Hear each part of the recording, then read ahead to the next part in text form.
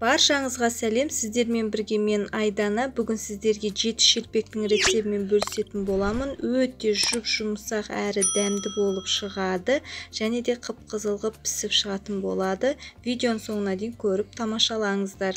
Бізге керекті ас содасы, 1 жұмыртқа, тұз, қант және де сұйық май, 250 граммдай сүт, жылы сүт қажет, сосын илегіштен өткізілген ұнымыз қажет болады.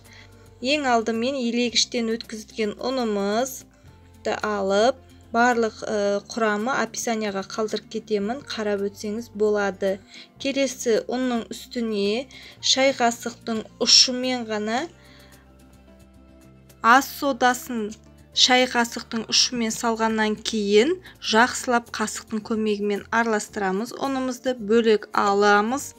Келесі қантымызды, тұзымызды, сүтімізді алып, сүтіміз жылы болу керек. Сүттің үстіне 2 шай қасық қантты салып жақсылап араластырамыз. Одан кейін қасықтың ұшымен ғана тұз салып жақсылап араластырамыз. Жылы сүтімізді бөлек қойып қоямыз, шетке алып. Одан кейін кесеге 1 жұмыртқамызды жарып аламыз. Жақсылап қасықтың көмегімен араластырып аламыз. Жұмыртқамызды жақсылап араластырғаннан кейін ұнның үстіне құямыз. 1 ас қасық мөлшермен сұйық май құямыз жұмыртқаның үстіне. Келесі қантымыз, тұзымыз жақсы ерігеннен кейін сүтімізді құямыз. Сүтімізді құйғаннан кейін венчиктің көмегімен жақсылап қамырымызды елеп аламыз.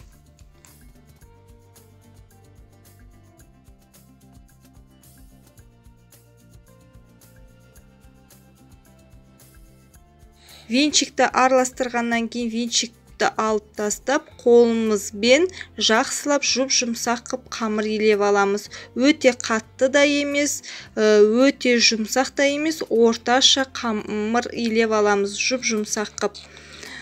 Келесі мінеке ұн себе отырып, доп-домалақ қып қамыр жайып аламыз.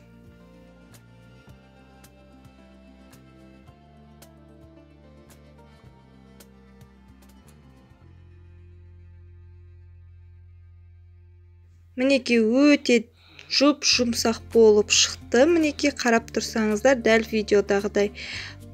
Келесі 15 минутқа қамырымызды тындырып қоямыз. 15 минутымыз өтті. 15 минуттан кейін қамырымызды алып, ұн себе отырып, ұзынша ғып домалақтап, бірнеше бөлікке бөлеміз.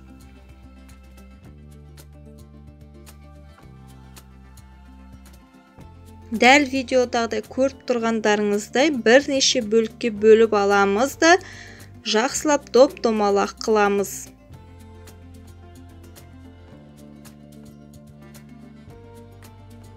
Өте дәмді әрі пайдалы рецептпен бөлісіп отырамын. Егер де мені видеомды көріп отырсаңыз, пікір қалдырып, лайк басып, подписаться батырмасын басып, тіркеліп алыңыздар. Бүгін мінеке жұма күні тілеген тілектеріңіз қабыл болсын. Құран оқытып, 7 шелпек пісіріп жатасыздар. Дәл менің видеодағыдай рецептімді жасасаңыздар, өте дәмді болып шығады.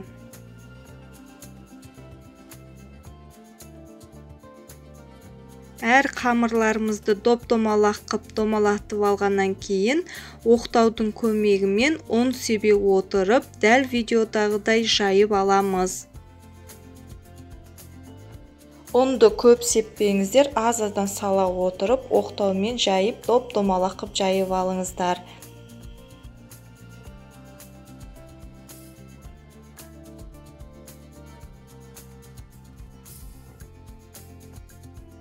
Мінеке доп-домалақ қып жайып алдым.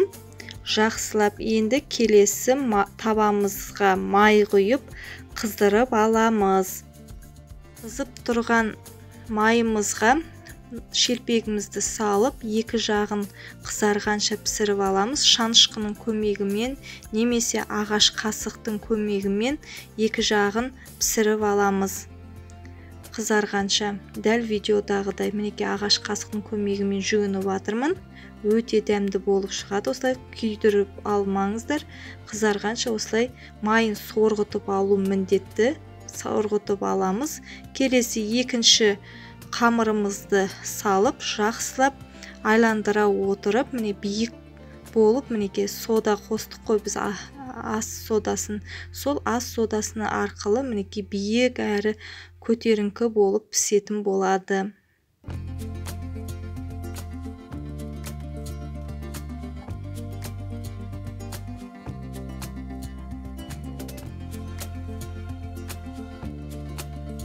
Әр қамырымызды осылай видеодағыдай пісіріп аламыз.